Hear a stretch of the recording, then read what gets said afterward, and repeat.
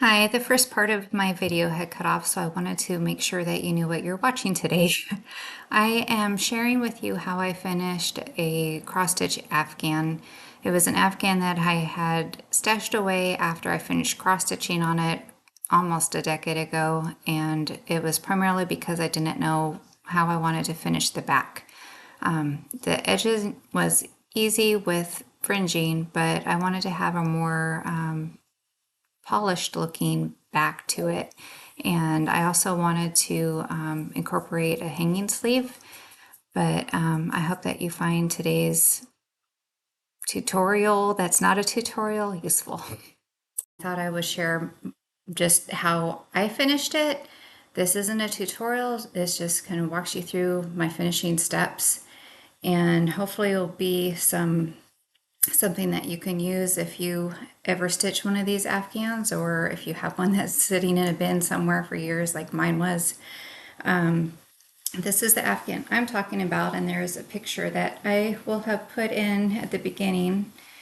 I don't think I can put all this in. This is the Angel Monthly Afghan by Alma Lynne. This was published in the early 90s, I believe. And I think this is either an Anne or Annabelle Afghan. There's different varieties, and between different designers having charts specifically for Afghans, Stony Creek is a huge one that seems like they've always had a series in their magazines for Afghans. And so because I didn't know if I wanted this to be a wall hanging, or eventually it might be an Afghan actually in use, excuse me, in a baby crib, or I wanted to have the versatility of having it finished as a wall hanging or just as a regular blanket to use. So I'll try inserting some pictures in here as well that give closer ups. But the first thing that I wanted to do was fringe the edge. So this was the simplest step. You determine how far out you want from the last the last row of border, I guess, from the border. I determined that to be just like another, if you can see, there's a grouping here of squares. So I went out about a square, like there's 1, 2, 3, 4 squares together. There we go. I went out that far, and I just used my sewing machine, and I sewed a straight line all the way around the rectangle of the afghan, and then I removed the excess threads after I trimmed that amount to how many inches or how many squares out from the border, and I trimmed that off. And again, I will have some pictures that I'm trying to insert.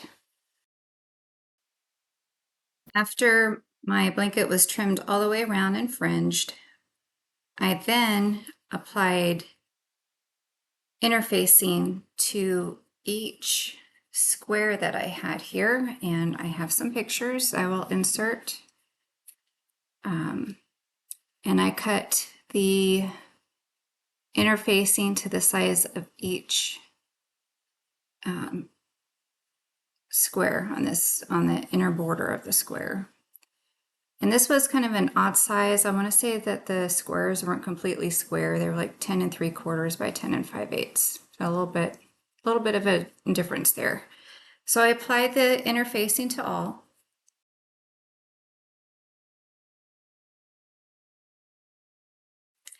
And then on the back side, I determined how big the backing fabric was to measure. And I did that by, I wanted to sew or have the fabric, you can see here, I wanted to have the fabric from the top of the border all the way to the bottom border, and the same with the sides. Like I wanted it to go out to the border on each side.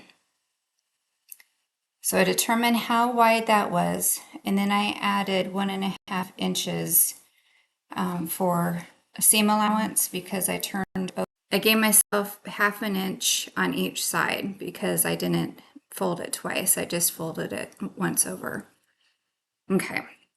So anyways, determine how wide and long you want your backing fabric, add your seam allowance, and then for the sleeve, I know that there are different methods for putting sleeves on. I have never put a sleeve onto a project before.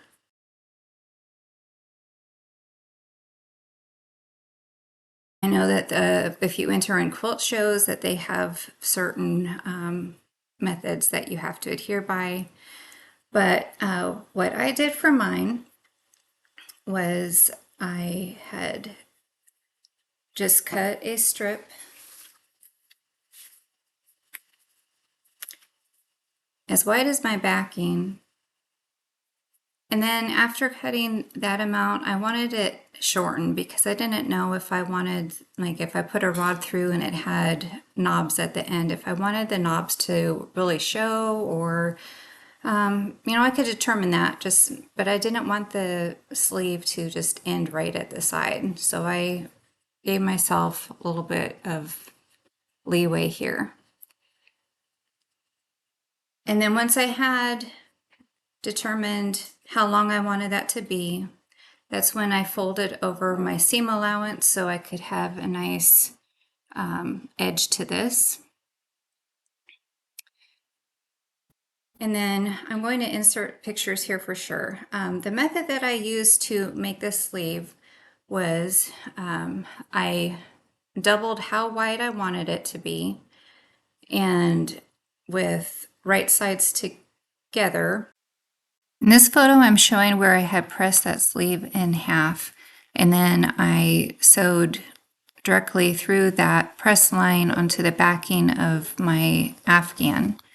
And then once it is folded up, you can baste that top part in place while you also press the seam allowance over to form the top part of your afghan backing. After the sleeve was attached and I went and I pressed under my seam allowance for my edges, I just sewed the backing to the front of my afghan, and I just sewed all around the outside edges, and then I was left with the dilemma of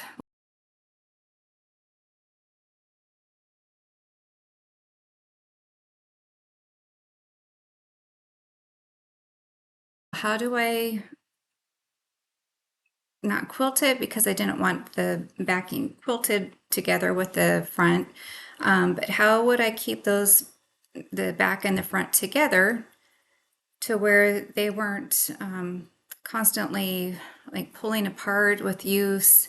And so I determined that I would hand tie together. I remembered my grandma had made me a quilt where she had yarn that she had just you know, made a stitch through and tied yarn off in a square knot. So I used embroidery floss. I didn't want anything that was of color, so I just used white. There's plenty of white in my angels and their wings. So I just used white embroidery floss, the full 6 strands, and, you know, a larger eye needle. And I just took a little stitch, like a 1/4 inch long. Will show on the camera? Maybe if I block my face out. There we go. So I just made a stitch and then I tied the 2 ends together in a square knot.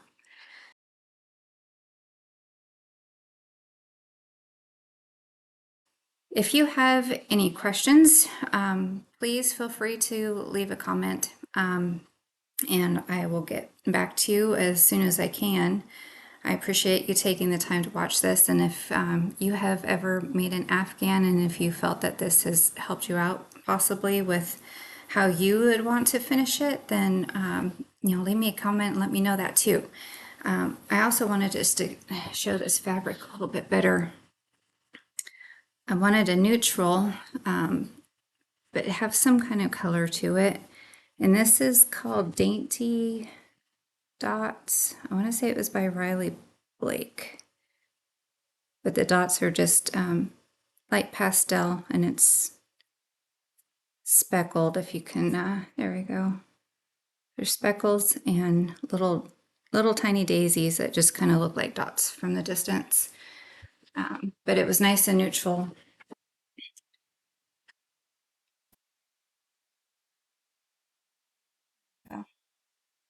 Okay, thank you for watching. Thank you so much for watching my video. Please consider liking and subscribing if you like the content.